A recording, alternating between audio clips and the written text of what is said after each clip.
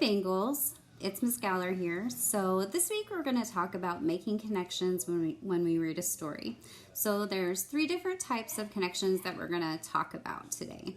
So there is text-to-self connections, text-to-text connections, and text-to-world connections. So when you make a text-to-self connections, that means that when you read a book, it reminds you or makes you think of something that happened in your real life. So maybe you read a book about a cat. Maybe it makes you think of your cat, maybe silly things it's done. And the next we have is text to text. So maybe you read a story and it reminds you of another story that you read. Maybe the author is the same, maybe the illustrations are similar, or maybe the story is similar in some way. And the last one we have is text-to-world connections. So that means when you read a story, it makes you think of something out there in the world. Maybe it's something that you've seen on television, something that you've read about before. So I have it written on here just to show you. So there is, I'm going to go here to make sure you can see. So there's text-to-self, text-to-text, and text-to-world. The story that we're going to be reading today is called Chrysanthemum by Kevin Hinkes. And even just on the cover, maybe you can make a connection. Maybe it makes you think of flowers, or one time you saw a mouse somewhere. That would be a text-to-self connection. So Chrysanthemum by Kevin Hinkes. He is the author and the illustrator of this book. The day she was born was the happiest day in her parents' lives. "She's perfect," said her mother. "Absolutely," said her father. And she was. She was absolutely perfect.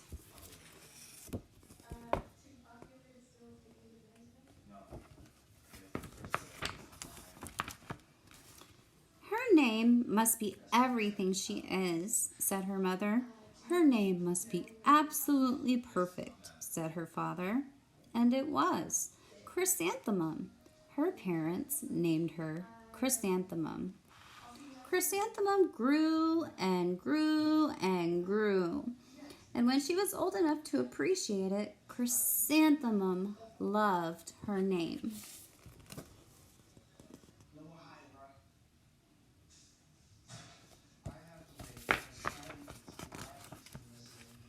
She loved the way it sounded when her mother woke her up. She loved the way it sounded when her father called her for dinner. And she loved the way it sounded when she whispered it to herself in her bathroom mirror. Chrysanthemum, chrysanthemum, chrysanthemum. Chrysanthemum loved the way her name looked when it was written with ink on an envelope.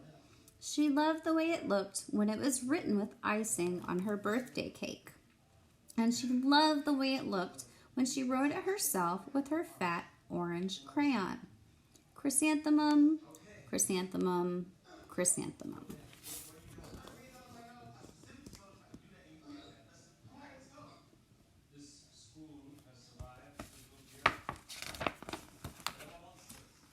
Chrysanthemum thought her name was absolutely perfect.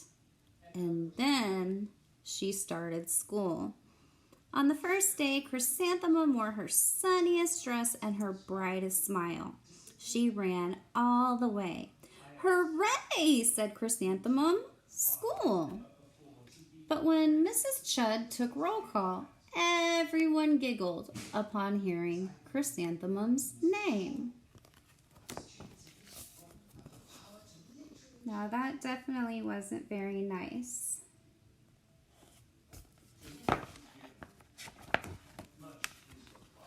"It's so long," said Joe. "It scarcely fits on your name tag," said Rita, pointing. "I'm named after my grandmother," said Victoria. "You're named after a flower."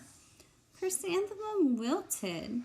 She did not think her name was absolutely perfect. She thought it was absolutely dreadful. So up until then, she had loved her name, but then she got to school and the other students weren't very nice to her. The rest of the day was not much better. During nap time, Victoria raised her hand and informed Mrs. Chudd that Chrysanthemum's name was spelled with 13 letters. That's exactly half as many letters as there are in the entire alphabet, Victoria explained. Thank you for sharing that with us, Victoria, said Mrs. Chudd. Now, put your head down.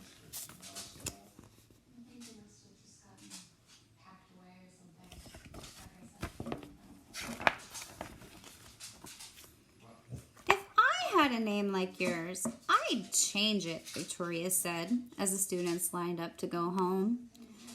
I wish I could, thought Chrysanthemum miserably. Welcome home, said her mother. Welcome home, said her father. School is no place for me, said Chrysanthemum. My name is too long. It scarcely fits on my name tag, and I'm named after a flower. Oh, psh, said her mother. Your name is beautiful and precious and priceless and fascinating and winsome, said her father. It's everything you are, said her mother. Absolutely perfect, said her father.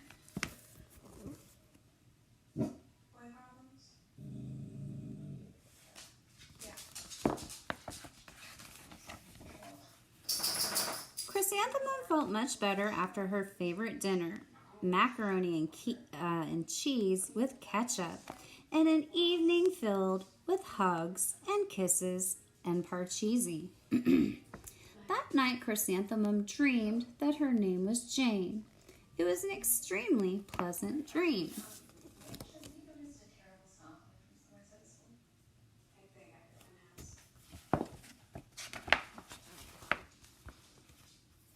The next morning, Chrysanthemum wore her most comfortable jumper. She walked to school as slowly as she could. She dragged her feet in the dirt. Chrysanthemum, chrysanthemum, chrysanthemum, she wrote. She even looks like a flower, said Victoria as Chrysanthemum entered the playground. Let's pick her, said Rita, pointing. Let's smell her, said Joe.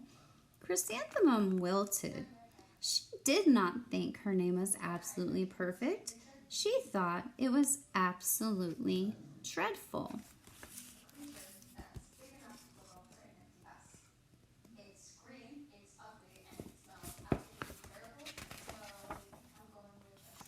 The rest of the day was not much better. During nap time, Victoria raised her hand and said, "A chrysanthemum is a flower. It lives in a garden with worms and other dirty things." "Thank you for sharing that with us, Victoria," said Mrs. Chudd. "Now put your head down." "I just cannot believe your name," Victoria said as the students lined up to go home. "Neither can I," thought Chrysanthemum miserably.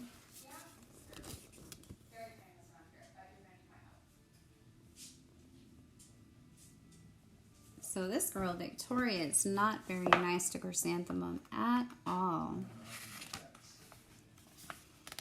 "Welcome home," said her mother. "Welcome home," said her father. "School is no place for me," said Chrysanthemum. "They said I even look like a flower. They pretended to pick me and sell me." "Oh, psh," said her mother. "They're just jealous and envious and begrudging and disconnected and jaundiced," said her father. "Who wouldn't be jealous of a name like yours?" said her mother. "After all, it's absolutely perfect," said her father. Chrysanthemum felt a trifle better after her favorite dessert, chocolate cake with buttercream frosting, and another evening filled with hugs and kisses and parcheesi.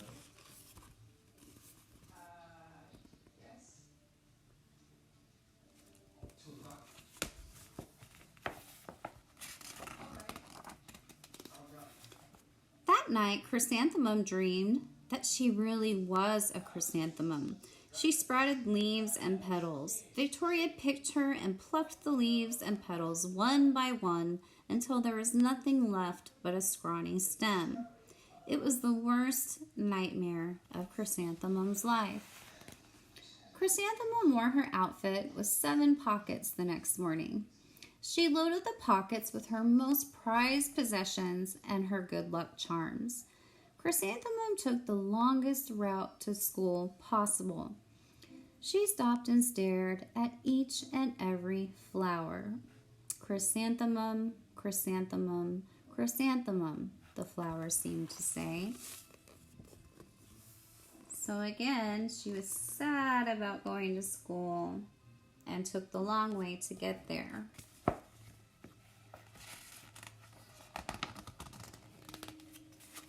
That morning, the students were introduced to Mrs. Twinkle, the music teacher. Her voice was like something out of a dream, as was everything else about her. The students were speechless. They thought Mrs. Twinkle was an indescribable wonder. They went out of their way to make a nice impression. Mrs. Twinkle led the students in scales. Then she assigned roles for the class musical. Victoria was chosen as the dainty fairy queen. Rita was chosen as a spiffy butterfly princess. Jo was chosen as an all-important pixie messenger. And Chrysanthemum was chosen as a daisy.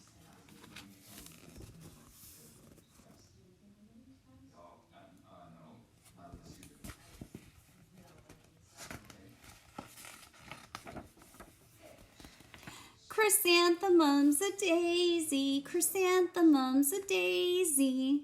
Jo, Rita, and Victoria chanted, thinking it was wildly funny. Chrysanthemum wilted.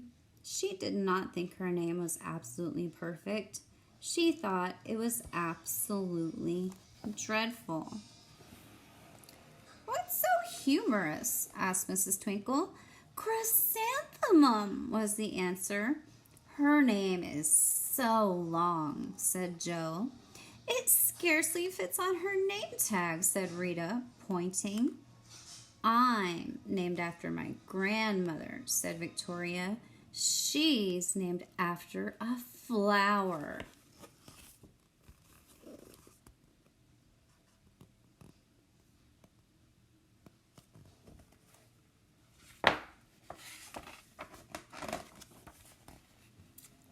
"Mine is long," said Mrs. Twinkle. "It is?" said Jo.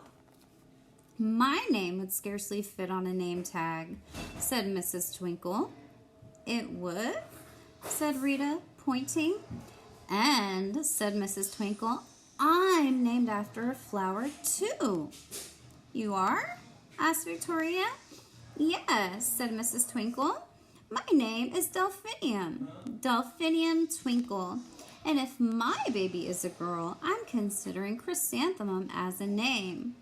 I think it's absolutely perfect." Chrysanthemum could scarcely believe her ears. She blushed, she beamed, she bloomed. Chrysanthemum, chrysanthemum, chrysanthemum. And here is Mrs. Twinkle. And then you see Chrysanthemum slowly getting happier and happier.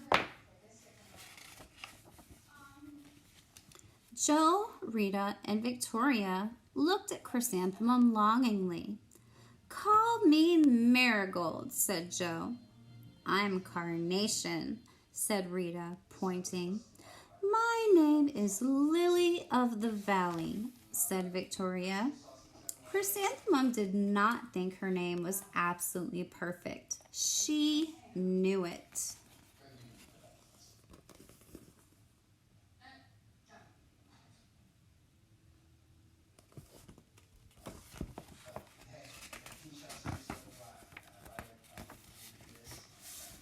Epilogue.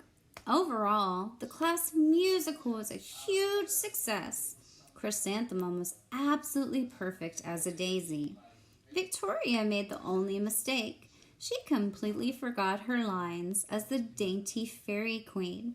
Chrysanthemum thought it was wildly funny, and she giggled throughout the entire dance of flowers.